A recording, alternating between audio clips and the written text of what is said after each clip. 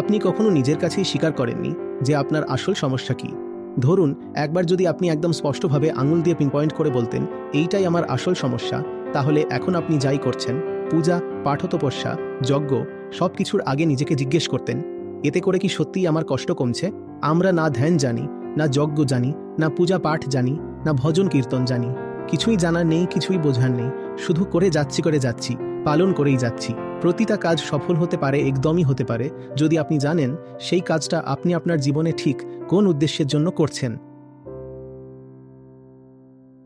যেখানে আমরা মুক্তির আর আত্ম উপলব্ধির কথা বলছি, সেখানেই যখন আমরা পূজা পাঠ বা আমাদের নিত্যকর্ম করি বা যজ্ঞাদি করি, প্রত্যেকে নিজের নিজের উপায়ে সেই পথের দিকে এগোতে পারবে কি না, বা এই পূজা পাঠের প্রক্রিয়া আমাদেরকে কোথাও কি সাহায্য করছে। দেখো, ভুলে যেও না যে তোমার সমস্যাটাই হওয়া উচিত তোমার সব কর্মকাণ্ডের কেন্দ্রবিন্দু। ঠিক আছে? আমি যদি সমস্যায় থাকি তাহলে আমার কোনো অধিকার নেই এদিক ওদিক কিছু করার। আমার প্রথম দায়িত্ব তো হওয়া উচিত এটা জিজ্ঞেস করা, আমি যা করতে যাচ্ছি সেটা আমার সমস্যাটা দূর করবে কিনা। কেন? কারণ আমার প্রথম কর্তব্য হলো স্বধর্মে বাঁচা। আমার প্রথম কর্তব্য হলো স্বভাব অনুযায়ী বাঁচা। ঠিক আছে? কর্তব্য মানে সেই কাজ যা করা উচিত। তাই যদি আমি সমস্যায় থাকি, তাহলে আমার জন্য প্রথম কাজ হওয়া উচিত সেই সমস্যাটা দূর করা।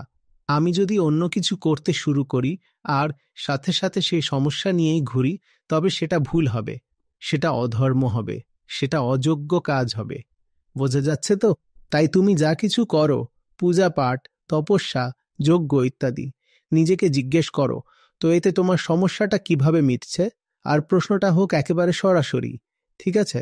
আমি এটা বলছি না যে তুমি কিছু মানো বা কিছু মানো না, কিন্তু অন্তত প্রশ্নটা করতেই হবে যে আমাকে যা করতে বলা হচ্ছে তার সাথে আমার সরাসরি সমস্যাগুলোর সম্পর্ক কি। জানো কেন তুমি এই প্রশ্নটা করতে পারো না? কারণ তুমি কখনো নিজের কাছেই স্বীকার করনি যে তোমার আসল সমস্যা কি। আগে নিজেই তো স্বীকার করো যে এটাই আমার আসল সমস্যা। ধরো, আমি একবার পরিষ্কারভাবে আঙুল দিয়ে দেখিয়ে বললাম, এইটাই আমার আসল সমস্যা। এখন আমি যদি এদিক ওদিক কিছু করছি, তাহলে আমি একটা সোজা প্রশ্ন রাখতে পারি। কি সেই সোজা প্রশ্ন? এই যে আমি যা কিছু করছি, এদিক ওদিক যাই করছি, এতে কি আমার এই সমস্যাটার সমাধান হবে কিনা? এটা একেবারে স্পষ্ট প্রশ্ন হবে, যার উত্তর স্পষ্টভাবে হ্যাঁ বা না হবে। এখানে কোনো ধোঁকাধাড়ি চলবে না। কিন্তু আমরা কি চাল চালি? আমরা বলি, আমি নিজেকেই বলবো না যে আমার আসল সমস্যা ঠিক কি, তাই পুরো ব্যাপারটাকে এমনভাবে বলে দিই, আমি তো পরিষ্কার করে জানি না সমস্যাটা কোথায়। বলতে পারছি না হয়তো এমন কিছু, মানে পুরো ব্যাপারটা কুয়াশায় রেখে দিই, ঝাপসা করে দিই, যেন একটা ধোঁয়াটে অবস্থা তৈরি করি। তাহলে কি হয়? যেখানে আমাকে পিন পয়েন্ট করে বলতে হতো এইটাই সমস্যা, সেখানে আমি বলে দিলাম সমস্যাটা কোথাও এখানে আছে বোধহয়। এখন তুমি যদি কিছু করছো, কোনো সাধনা করছো বা আধ্যাত্মিক প্রক্রিয়া অনুসরণ করছো, তখন তুমি সহজেই বলতে পারো, কি জানি, হয়তো এতে উপকার হতে পারে। কারণ তুমিই তো এখনো জোর দিয়ে বলনি যে সমস্যাটা ঠিক কোথায়। তুমি যখনই কারো কাছে যাবে, সে বলবে এইটা করলে এই উপকার হয়, তুমি ভাববে, ওহ, ভালো জিনিস তো, কি জানি আমার সমস্যাটা এখানেই হয়তো। আবার ভাববে, না না, ওখানে হতে পারে, এখানেও হতে পারে, ওখানেও হতে পারে। বোঝা যাচ্ছে কথাটা? আমরা এমন যেন আমাদের কোনো গোপন রোগ আছে আর আমরা নিজেরাই সেটা মানতে চাই না। কিন্তু কিছু না কিছু তো চলতেই থাকে, উপরে, নিচে, মাঝখানে। তো আমরা কখনো কখনো চলে যাই কোনো মেডিকেল মলে। কোথায় যাই? মেডিকেল মলে। আর ওটা আবার মাল্টি স্পেশালিটি, মানে এখানে এটা সেটা সব কিছুই হতে পারে। আর সেখানে ঘুরে ঘুরে, লাফিয়ে লাফিয়ে আমরা কখনো কিডনির ডাক্তারের কাছে যাচ্ছি, কখনো এর কাছে, কখনো ওর কাছে, আর একেবারে মজা করে বেড়াচ্ছি। আর মাঝখানে নিচে গিয়ে একটা সিঙ্গাড়াও খেয়ে নিলাম, খুব মজা নিয়ে বেড়াচ্ছি। যার কাছে যাচ্ছ সে বলছে, হ্যাঁ হ্যাঁ, এটা করো, এই টেস্টটা করিয়ে নাও, এখন এটা করো। দেখতেও এমন লাগছে যেন একটা উদ্দেশ্যপূর্ণ জীবন চলছে। এখন কি করছো? এমআরআই করাচ্ছ। এখন কোথায়? নেফ্রোলজি ল্যাবে ঢুকে পড়েছ। এখন কি বলছে? এটা করাচ্ছে, ওটা করাচ্ছে, সিটি স্ক্যান চলছে, এক্স রে চলছে, যত রকমের টেস্ট হতে পারে সব চলছে। আর প্রতিটা জিনিসে নিজেকে বোঝাচ্ছ, কি জানি, উপকার হয়ে যেতে পারে, করে ফেলি, হয়তো এতে কিছু হবে। আসলে সত্যিটা হলো তুমি ভালো করেই জানো তোমার কোথায় সমস্যা হচ্ছে, কিন্তু অন্তরাত্মা কেঁপে ওঠে সেটা স্বীকার করতে, কারণ শেখানো হয়েছে যে কিছু কথা বলা যায় না, নিজের কাছেও বলা যায় না। বুঝতে পারছো তো ব্যাপারটা? তো নিজেকেই বলছে না, আর তারা চলে যাচ্ছে।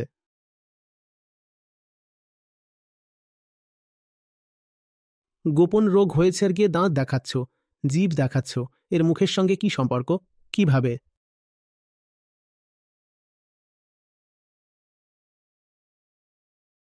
বুঝতে পারছো তো? যে কোনো জিনিস সফল হতে পারে, একদমই পারে, যদি আপনি জানেন যে সেই জিনিসটা আপনি কিসের জন্য ব্যবহার করছেন। কিন্তু আমরা তো জানি না আমাদের আসল সমস্যা কি, আর এটাও জানি না যে যেখানে যাচ্ছি সেটা আদৌ কি জিনিস। ধরুন, কোথাও গিয়ে দেখলেন আলাদা আলাদা ডিপার্টমেন্টের নাম লেখা আছে, কিন্তু বুঝতেই পারছেন না আসলে সেখানে হয়টা কি। বড় বড় করে কিছু লেখা আছে, ভালোই লাগছে দেখতে।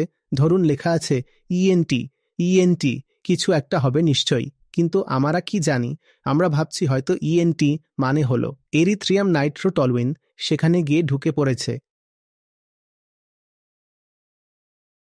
তুমি জানো তো না যে তুমি কি করছো সেটা আদৌ কি জিনিস। আর ইএনটি ডাক্তারের কাছে গিয়ে বলছো চুল অনেক পড়ছে, আগে তো বুঝে নিই যোগ্য আসলে কি জিনিস। আমাদের তো এটাও জানা নেই যোগ্য কি। আমরা না ধ্যান জানি, না যজ্ঞ জানি, না পূজা জানি, না পাঠ জানি, না ভজন জানি, না কীর্তন জানি। না আমরা এটা জানি যে ওগুলো আসলে কি, না এটা মানি যে আমাদের সমস্যাটা আসলে কি। তাহলে তোমার উপকার কিভাবে হবে? কথা কিছুই বুঝছো না। না তুমি জানো যে যেই ডাক্তারের কাছে যাচ্ছ সে কোন বিষয়ে বিশেষজ্ঞ। না তুমি জানো তোমার রোগটা আসলে কি। তাহলে উপকারটা কিভাবে হবে বলো দেখি। তারপর তো তোমার এটা বোঝারও উপায় থাকবে না যে যার কাছে তুমি গেছো সে আসল ডাক্তার নাকি ভুয়ো, একেবারে হাতুড়ে। আর এরকমই সবাই ঘুরে বেড়াচ্ছে। যদি কেউ যজ্ঞের আসল মানে জানে তাহলে যজ্ঞ একটা খুবই পবিত্র আর মহান বিষয়। কিন্তু এই যে এদিক ওদিক পুরোহিতরা ঘুরে ঘুরে যজ্ঞ করায়, এরা যজ্ঞ সম্পর্কে কি বা জানে?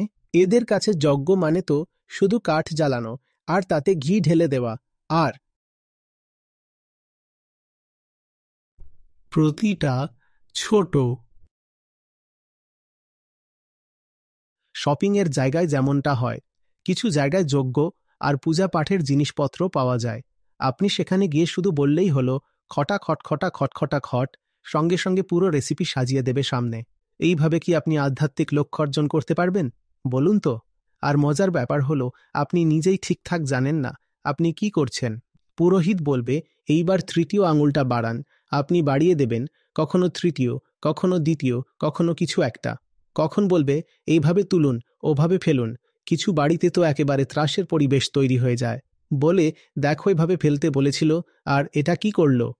এখন সে যেভাবে ফেলছে, পুরোহিত তো বলেছিল ওভাবে ফেলতে, আর মা তাকে চোখ বড় বড় করে দেখাচ্ছে, কারণ মুখে কিছু বলতে পারছে না, পবিত্র অনুষ্ঠান চলছে তো।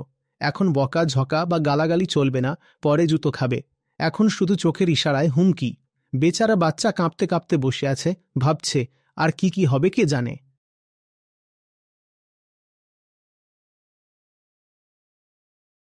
আমার তো পণ্ডিতদের সাথে এমন হয়, মানেটা তো বলো। কি বলছে তা নিজেও জানে না।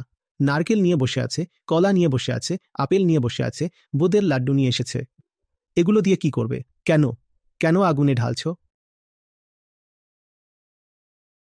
যজ্ঞের আসল মানে যদি না জানো তাহলে ওটা থেকে উপকার কিভাবে পাবে বলো তো? আর যে কোনো পূজা করছো, ওম জয় জগদীশ্বরে গাইছ। আরে জগৎটাই চেনো না, তাহলে জগদীশের কথা কিসের ভিত্তিতে বলছো? কিছু জানবে না, বুঝবে না, শুধু বলে যাবে যে উনি সবার স্বামী। স্বামী তো তোমার অর্ধাঙ্গিনীও হতে পারে। এইভাবে মিথ্যে বলছো যে জগদীশ সবার স্বামী। আসলে তো সবচেয়ে বড় স্বামী হলো অহংকার। আর সেখানে গিয়ে বলছো তুমি আমার মাতাপিতা। কিভাবে মাতাপিতা? এখন যদি ব্যাংক ফর্মে বাবার নাম লিখতে হয়, তুমি কি জগদীশ লিখবে? তাহলে কি দাঁড়িয়ে দাঁড়িয়ে মিথ্যে বলছো সেই আরতিতে? এমন আরতি থেকে লাভই বা কি হবে বলো তো? অন্তত কিছু মানে বোঝার চেষ্টা করবে কি নাকি করবে না। এই কারণেই তো সমাজ দিন দিন আরও বেশি অধার্মিক হয়ে যাচ্ছে। কিছু জানতে হবে না, কিছু বুঝতে হবে না, শুধু করে যেতে হবে, করে যেতে হবে, একটা রীতি পালন করতে হবে, যেন সেটা কোনো বোঝা। আমেরিকা পর্যন্ত এখন পুরোহিত আমদানি করা হচ্ছে। বলে ভাই দেখো, এখন মুন্ডন করাতে হবে, কেউ তো লাগবেই যে মন্ত্র পড়বে। আমি বলি, তুমি নিজেই কেন পড়তে পারবে না সেই মন্ত্রগুলো? কোনো ঋষি বলেছেন যে এটা সাধারণ মানুষের জন্য নয়?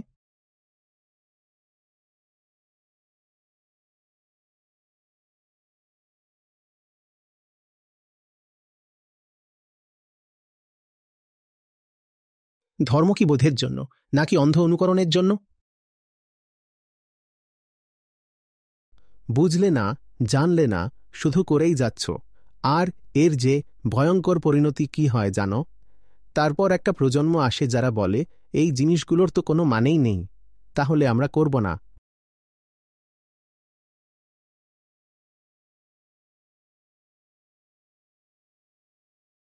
না জেনে বুঝে পুজো পাঠ করতে করতে এমন অবস্থা হয়েছে যে এখন একটা প্রজন্ম দাঁড়িয়ে গেছে যারা কোনো ধরনের পুজো, কোনো পাঠ, কোনো জপ কিছুই করতে চায় না। আর আমরা তাদের দোষও দিতে পারি না, কারণ তারা নিজের বাড়িতেই এটা দেখে এসেছে। মা বাবা, দাদু ঠাকুমা, দাদু দিদা সবাই না বুঝেই কিছু একটা করে যাচ্ছে। ঠিক এখানেই দাঁড়িয়ে পাঠ করে যায়, বলে করতে হয় এমনটাই নিয়ম, ঘণ্টা বাজাচ্ছে আর একসাথে এদিকও দেখছে যে বৌমা কি করছে। এগুলো করো কি করো না, এখানে ঘন্টা বাজছে, ওদিকে কুকারের সিটি পড়ে গেছে, তাহলে তুই যা, তুমি কাকে বোকা বানাচ্ছ? ওখানে ছোট দাঁড়িয়ে আছে, এখন সে জীবনে আর কখনো ঘন্টা বাজাবে না, কারণ ও দেখে ফেলেছে ব্যাপারটা। একটা পুরো প্রজন্মকেই অধার্মিক বানিয়ে ফেলেছি আমরা।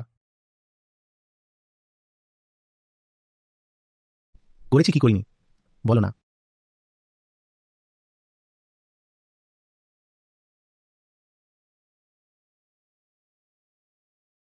ধর্মের চেয়ে বেশি মুক্তি দেওয়ার মতো কিছু নেই, আর ধর্মের চেয়ে বড় বন্ধনও কিছু নেই। দুঃখের বিষয় হলো আমরা ধর্মকে একেবারে বন্ধন বানিয়ে ফেলেছি।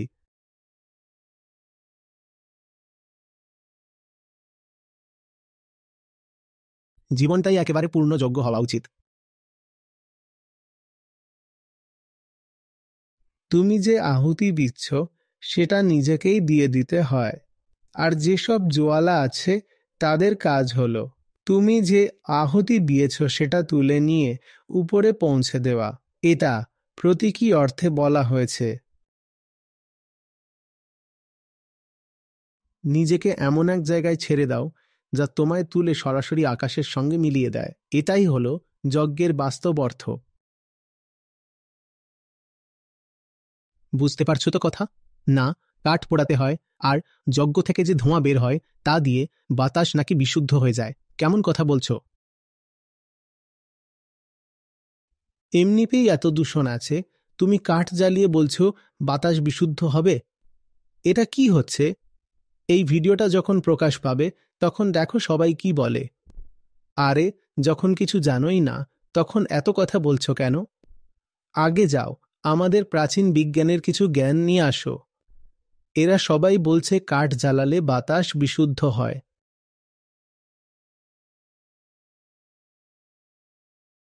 আরে, তোকে আচার্যকে বানিয়ে দিল যখন তুই আমাদের পুরনো সোনালী সংস্কৃতি সম্পর্কে কিছুই জানিস না।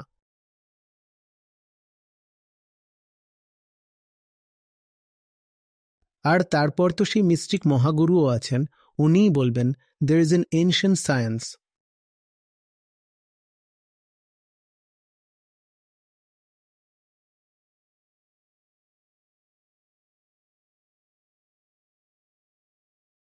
হয়ে গেল, শেষ। দেখো, ওরা বলেছে এটা এনশিয়েন্ট সায়েন্স।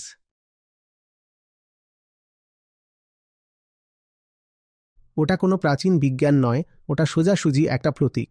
ভুলে যেও না, পুরো কথাটা কাকে নিয়ে হচ্ছে? আমাদের অহংকারকে নিয়ে হচ্ছে। ওটাই বিপদে আছে, ওটাই কষ্টে আছে, ওটাই মুক্তি চাইছে, আর ওটাই আত্মসমর্পণ করতে হবে। এই নিয়েই তো সব কথা। আগে তোকে আমি সবকিছুই দিয়েছিলাম, সেগুলো আমার কাছে অকারণেই প্রিয় ছিল। যেগুলো অকারণে প্রিয় ছিল সেগুলোই আমার বন্ধন। দিলাম, সোয়াহা। আর অবশেষে নিজেকেও উৎসর্গ করে দিলাম। সোয়াহা, এটাই যজ্ঞ। এভাবেই আরো বুঝে নাও যে পূজা, নমন এগুলোর মানে কি, মূর্তির মানে কি। এই সব না জেনে যদি তুমি মন্দিরে যাচ্ছ তাহলে কোনো লাভ হবে না। আর মন্দির অনেক উপকারের জায়গা হতে পারে যদি একে কুসংস্কারের জায়গা বানিয়ে না ফেলা হয়।